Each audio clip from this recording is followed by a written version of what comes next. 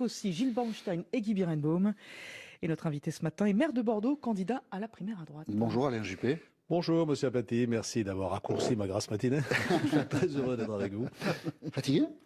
Bon, c'est une émission longue. Oui, bien sûr. Une émission longue. Alors une émission technique qui a beaucoup porté sur le fond quand on élit un président de la République. C'est normal qu'on parle du fond. Pour vous dire les choses franchement, beaucoup de téléspectateurs ont trouvé ça un peu ennuyeux. Vous avez vécu comment vous ce débat? C'est difficile de juger quand on est soi-même acteur. Ça nous a permis d'exprimer un certain nombre de propositions sur des sujets divers, mais c'est vrai que la construction même de l'émission est frustrante, puisqu'on vous pose une question, on pose une question à l'un des participants, et puis on passe à autre chose. Moi, par exemple, j'étais très frustré, je n'ai pas pu dire un mot de ce qui est un de mes thèmes de campagne les plus importants, à savoir la transformation numérique du monde qui est devant nous. Un exemple parmi d'autres. Enfin bon, c'était la règle du jeu, et je conçois que faire parler 7 personnes pendant 2h30, c'est très compliqué. Ces primaires ne sont pas dans votre tradition politique. Vous jugez que c'est une bonne chose, ça? Oui, je pense que de toute façon, on est en train de démontrer que c'est une bonne chose parce que ça a permis aux Françaises et aux Français de s'intéresser au débat. Ça nous a, nous, amené, nous, candidats, à préciser nos propositions. Et puis, les indications que nous avons aujourd'hui montrent qu'il y aura pas mal de votants dimanche prochain. C'est quoi les indications dont vous disposez? Vous savez, on va cliquer sur le site primaire2016.org pour connaître son bureau de vote. Alors, je ne sais pas si les chiffres ont été publiés, mais on n'est pas très loin de 3 millions aujourd'hui. Ah oui. Ah, donc on peut d'ores et déjà, 3 millions de personnes se sont renseignées. Qui se sont renseignées, ça ne veut pas dire forcément qu'elles ont allé voter. Ça peut vouloir dire aussi qu'une personne qui se renseigne entraîne avec elle plusieurs personnes. Il y a aussi un signe important, ce sont les Français de l'étranger. Vous savez, lors de la primaire socialiste, il y a eu 7000 Français de l'étranger qui ont voté. Nous avons, nous, 60 000, pas tout à fait, à peu près 60 000 inscrits qui ont déjà payé. Donc vous voyez que c'est signe d'un intérêt et d'une mobilisation. Et je ne peux évidemment, sur votre antenne, qu'appeler le maximum d'électrices et d'électeurs de la droite et du centre à aller voter. De la droite, du centre et de la gauche? Non, je n'ai pas appelé les gens de gauche pour la bonne raison qu'il faut souscrire aux valeurs républicaines de la droite et du centre. Et vous savez, il y a des gens qui ont voté à gauche et qui ne sont pas de gauche. En 2012, si tous nos électeurs étaient restés avec nous, nous aurions gagné. Nous en avons perdu, que nous avons déçus. Et à ces déçus-là, je dis, revenez vers nous. On va parler de certains de vos électeurs parce qu'on en a trouvé un ou deux justement qui ont pu voter pour la gauche. Oui, vous avez raison. Mais on va introduire un peu de suspense sur cette question. Vous ne redoutez pas de fraude? L'organisation vous paraît satisfaisante? Je pense que l'organisation est bien faite. Vous savez, vous parliez des gens de gauche, des gens de droite, etc. Je prends l'exemple de Bordeaux qui me tient à cœur. En 2012, François Hollande a fait 57% des voix. Et en 2014, j'ai fait 62% des voix. C'est donc j'ai bien récupéré des électeurs qui avaient voté pour Hollande. Et je leur ai pas dit d'aller se faire voir. Je leur ai dit, vous êtes les bienvenus. Gilles Bornstein. Alain Juppé, en tout cas, votre position dans ces débats en a irrité certains, y compris parmi vous. Je vous propose d'écouter Nadine Morano, qui vous accuse un peu d'être le chouchou des médias. On l'écoute. Et c'était chez nous.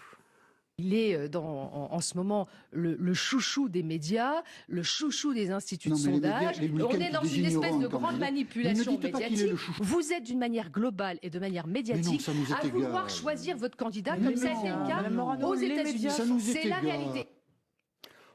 J'aime bien Nadine Morano. Voilà, c'est une femme politique très spontanée. On a voulu passer cet extrait parce que est-ce que ça n'est pas potentiellement une faiblesse en ces temps où la contestation des élites d'être fort? Mais oui, le vent de contestation contre les médias. Est-ce que vous ne risquez pas d'en faire les frais? Moi, je n'ai pas commenté les sondages à aucun moment durant cette campagne et je ne vais pas me mettre à les commenter aujourd'hui. Ce qui est assez paradoxal, c'est que au moment même où on pointe les sondeurs américains parce qu'ils se sont trompés, encore qu'on peut en discuter, dans le détail, tout d'un coup, on prête une attention formidable aux sondages français. Donc, voyez, moi, je poursuis ma campagne. Ce soir, je serai à Lille. Vous voyez, je n'arrête pas et j'expose mon projet. Je l'ai fait au Zénith lundi dernier. Je crois que ça a porté. Vous n'êtes pas le Clinton français, parce que derrière cette critique, il y a le chouchou du système, Hillary Clinton, elle a perdu. Est-ce que vous serez le Hillary Clinton français? Je n'ai pas de réponse. D'abord, je ne suis pas Hillary Clinton. Ça nous avait pas la peine de développer longuement ce point. La France n'est pas l'Amérique. Et donc, attendons dimanche soir maintenant. On voit bien les positions. Ma position, elle est claire. Je suis un homme de droite, mais un homme de droite ouvert au plus large rassemblement, parce que les réformes que nous allons avoir à faire vont être difficiles. Il faudra du courage et de la persévérance, et que si on ne rassemble pas, on n'y arrivera pas. Et pour moi, rassembler, ce n'est pas la course à l'échalote avec le Front National. Justement, vous dites que vous ne commentez pas les sondages, mais vous dites quand même couramment, notamment en meeting, que vous êtes le meilleur pour battre Marine Le Pen. Vous connaissez un candidat qui ne dit pas qu'il est le meilleur, ce non, serait mais pour désespéré. battre Marine Le Pen. Donc c'est bien à partir des sondages là-dessus, peut-être que vous raisonnez, si je ne m'abuse. Ou de l'analyse politique, bien sûr.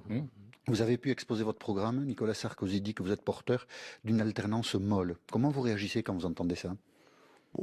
Calmement, parce que je crois que c'est une contre-vérité.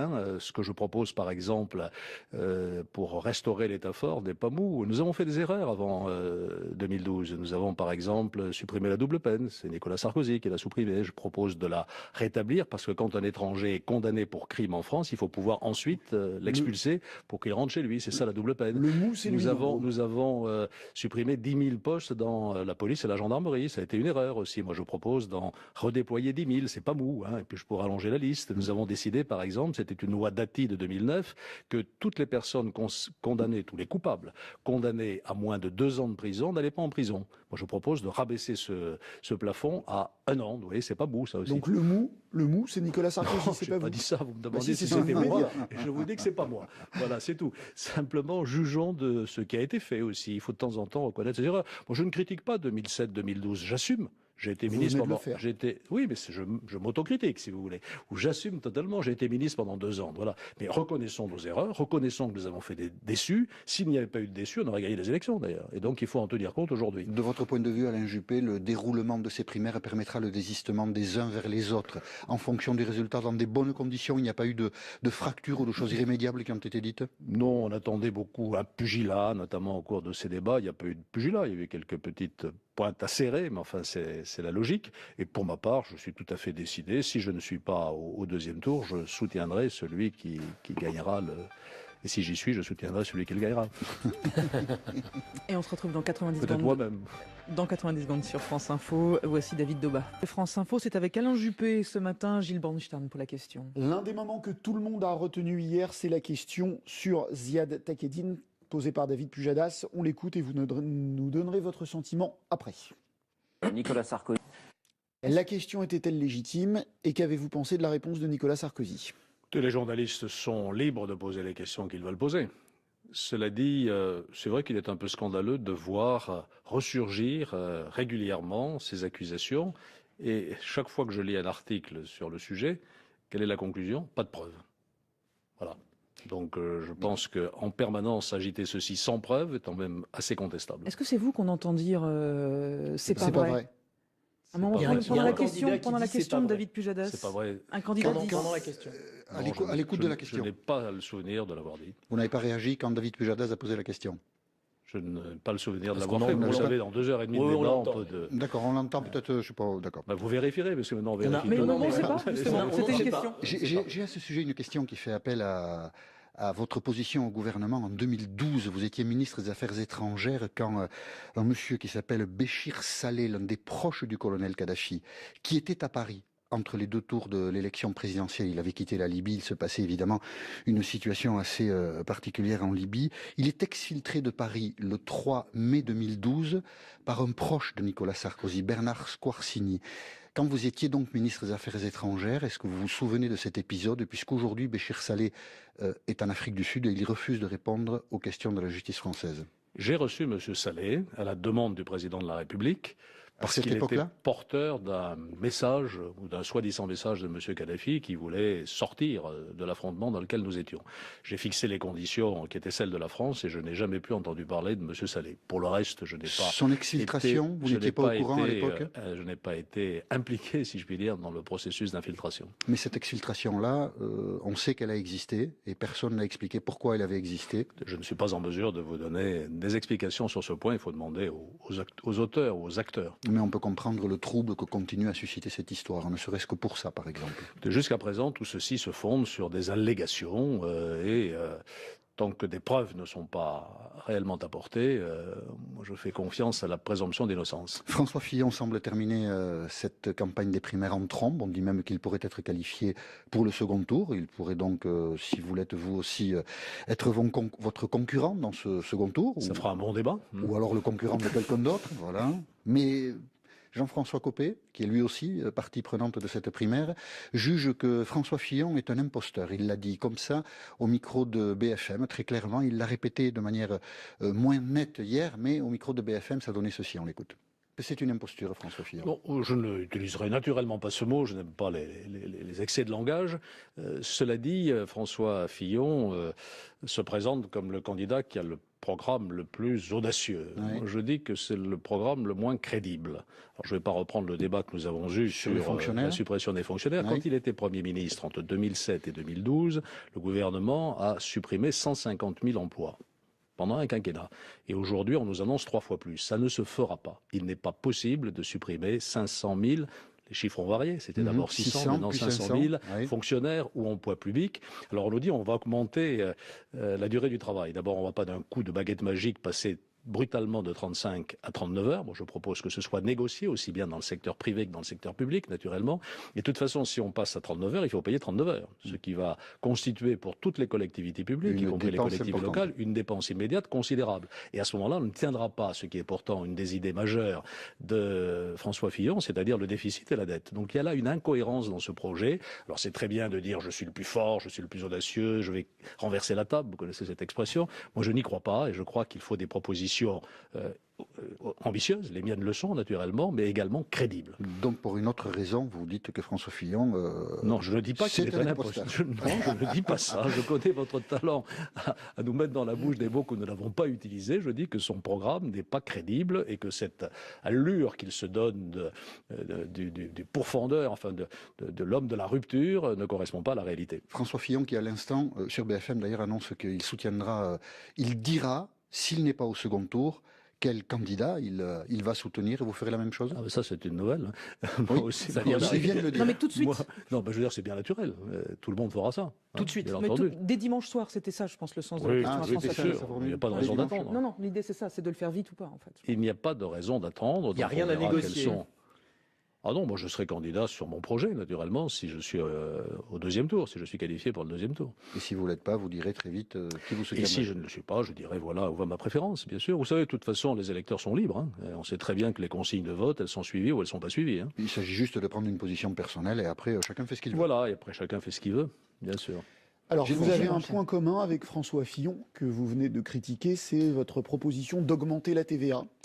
Hier, successivement, Bruno Le Maire à votre place et aussi pendant le débat, puis Nicolas Sarkozy dans le débat, ont dit que c'était pénaliser les plus pauvres de nos compatriotes.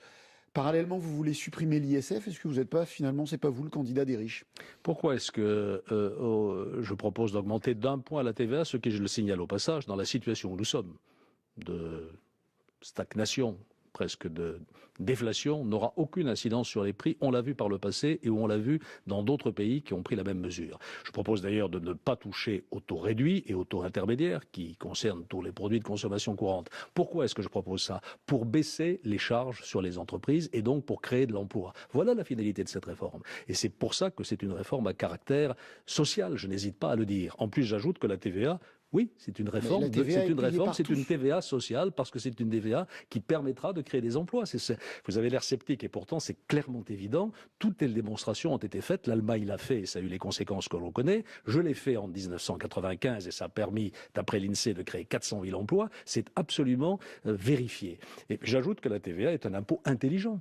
Tout le monde a l'air de considérer que c'est un impôt antisocial. Quand vous exportez un Airbus, c'est un peu difficile à expliquer. Il ne paye pas la TVA. Donc augmenter un peu la TVA, c'est rendre nos exportations plus compétitives. En revanche, quand nous importons des produits qui viennent de Chine, par exemple, s'il y a un peu plus de TVA, ça rétablit un peu mieux la balance avec les produits qui sont fabriqués en France. J'ajoute que tous les touristes qui viennent en France, ils payent la TVA. Ils contribuent aussi à rééquilibrer nos comptes. Voilà pourquoi c'est un impôt intelligent. Le problème aujourd'hui, c'est de favoriser l'investissement.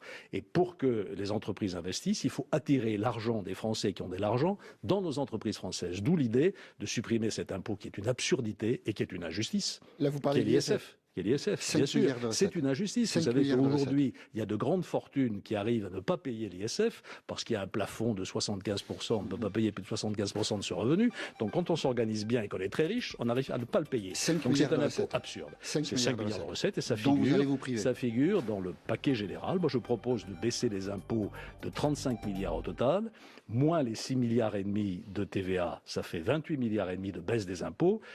François Fillon propose apparemment de baisser des impôts de 50 milliards, sauf qu'il met 16 milliards sur la TVA. On revient. Donc à peu près en net, c'est à peu près la même chose. Puis surtout, moi, ce qui me frappe, c'est de voir que des députés qui ont voté la hausse de la TVA en 2012, aujourd'hui, brutalement, changent d'avis. Des députés ou des dirigeants politiques comme Nicolas Sarkozy. Ce qui était bon en 2012 ne l'est plus aujourd'hui. Ce qui est paradoxal, c'est qu'en 2012, nous avons eu l'extrême habileté de le faire voter applicable en octobre 2012, c'est-à-dire après l'élection présidentielle. Moi, je veux faire les choses clairement et au vu, au su de tout le monde. Et c'est comme dans le débat d'hier, il y a un temps de parole. Oui, c'est Info. Et la dernière partie de l'émission politique de France Info avec Alain Juppé. Ce matin, Jean-Michel Apathy, question. Vous avez animé un meeting important en ce début de semaine. C'était lundi à Paris, au Zénith. Et ce meeting, vous l'avez ouvert avec une formule qui a beaucoup fait causer. On vous écoute, Alain Juppé. Merci d'être si nombreux. Merci d'être si joyeux. J'ai la pêche, mais avec vous, c'est la super pêche. C'était totalement improvisé. C'est pour ça. Il faut pas. Tout s'explique. On pensait l'inverse, que c'était... Non, pas du tout. Non, mais écoutez, il y avait 6000 personnes. On m'avait mis au défi de remplir le Zénith. Je l'ai rempli. Et surtout, il y avait une ambiance formidable. Alors voilà, je me suis lâché, mais si c'était à refaire, je le referai. Mais si vous me permettez, je voudrais revenir sur quelque chose de plus grave. Là, on vient d'entendre les prévisions de croissance. Je voulais souligner quand même la gravité de la situation dans laquelle la France se trouve aujourd'hui. Une croissance qui se traîne, alors que la moyenne européenne est sensiblement supérieure à la nôtre. Les déficits en Allemagne aussi sont déçus de la croissance. Oui, on l'attribue notamment au Brexit. Souvent. Elle est supérieure à la nôtre.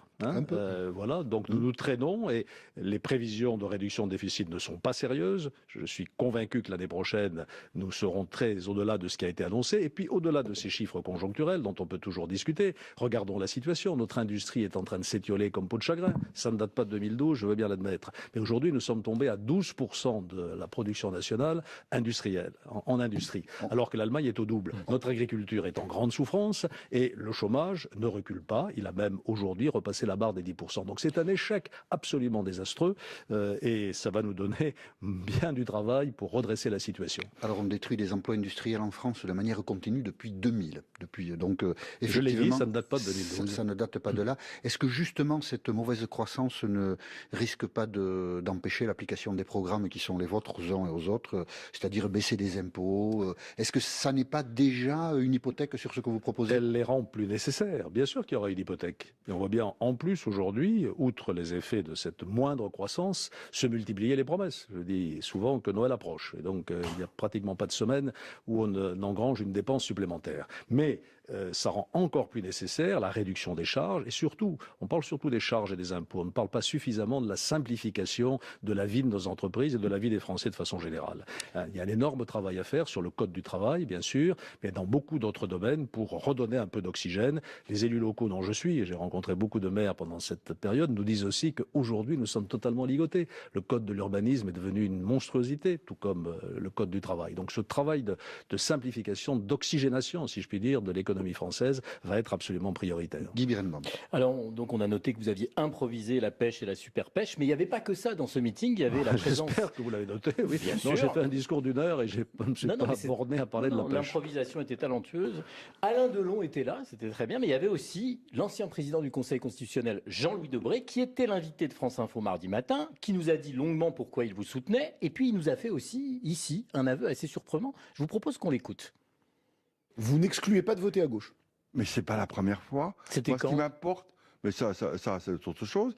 Mais j'ai voté, depuis que j'ai le droit de vote, il m'est arrivé de voter pas forcément à droite. En 2012, vous avez voté Hollande plutôt que Sarkozy. Oui, mais voilà, c'est très simple. Et voilà. Vous voyez que je reçois des soutiens d'amis dont je ne partage pas mais en même toutes temps, les opinions. Moi, je n'ai jamais voté à gauche, sauf une fois, j'ai fait cet aveu. Et c'était dans ma jeunesse où, au premier tour d'une élection législative, pour me défouler, j'avais carrément voté à l'extrême gauche pour un candidat soutenu par Clément. Mais en 2012, j'ai voté pour Nicolas Sarkozy, bien entendu, comme en 1981, j'avais aussi voté pour Valéry Giscard d'Estaing. Vous voyez, c'est votre deuxième soutien après François Bayrou, Jean-Louis Debré, des électeurs de François Hollande en 2012. 2012. Mais je l'ai dit tout à l'heure, si nous ne récupérons pas la majorité des électeurs qui ont voté pour François Hollande parce que nous les avions déçus, nous serons à nouveau battus. Enfin, c'est quasiment arithmétique. Mais en même temps, il vous tire un tout petit peu une balle dans le pied en même temps qu'il vous soutient, non, avec cette phrase, en disant texto, j'ai voté François Hollande. Non, mais vous voyez, ça me permet de marquer ma différence et de rappeler que moi, je suis un homme de droite. Enfin, revenons à des sujets importants. Je n'ai pas pu hier non plus en parler beaucoup lors de ce débat. La COP22, c'est notre survie. Je crois qu'il faut aussi mettre le projecteur sur cela et nous avons beaucoup de choses à faire. L'accord de Paris est un bon accord. Le désengagement de Donald Trump serait évidemment une très mauvaise nouvelle, mais il faut nous y mettre. De toute façon, nous avons pris des engagements de réduction des gaz à effet de serre et c'est toute une stratégie nouvelle qu'il faut inventer. C'est une croissance nouvelle qu'il faut inventer. On nous parle beaucoup de l'énergie, c'est capital, mais il y a beaucoup d'autres choses à faire pour limiter les émissions de gaz dans l'habitat, dans les transports. Il faut inventer une nouvelle croissance plus sobre et en même temps plus circulaire. Il faut que systématiquement aujourd'hui nous recyclions alors que nous avons pris l'habitude de gaspiller. Ça, c'est un enjeu pour nos enfants et pour nos petits-enfants. Beaucoup de questions majeures. La campagne présidentielle elle-même servira évidemment à regarder tous ces sujets. Dans quel état d'esprit êtes-vous ce matin, Alain Juppé? Vous êtes confiant? Vous serez qualifié pour le second tour de cette primaire? Combatif et confiant. Pardon. Vous êtes serein? Vous m'habituez, Jean-Michel Apathy, à des questions particulièrement, pertinentes. Ouais, comment voulez-vous non, parce que comment voulez-vous que je réponde que je ne suis pas confiant? Vous êtes sûr que je suis confiant? Je suis confiant, non pas parce que les sondages disent ceci ou cela, mais parce que je me sens porté par un élan. Et depuis quelques semaines, ce qu'on avait présenté comme un vote de rejet contre tel ou tel est devenu, j'en suis sûr, un vote d'adhésion aux idées que je défends, et notamment à cette idée centrale que la France est diverse et qu'il faut respecter cette diversité, mais que la diversité n'est une force que s'il y a de l'unité. Et l'unité, on voit bien autour de quoi elle se fait, de nos valeurs et aussi d'un sentiment. J'ai cité cette phrase de Gaulle qui parle du sentiment dans l'idée qu'il se fait de la France. Et ce sentiment, c'est quoi? C'est l'amour de la patrie, symbolisé par les symboles nationaux, comme je l'ai dit hier soir, le drapeau tricolore et la Marseillaise. Je suis sûr que les Français vont retrouver la fierté d'être Français. Et c'est la phrase de conclusion. Dimanche soir, et merci d'avoir accepté l'invitation de France Info, Alain Juppé.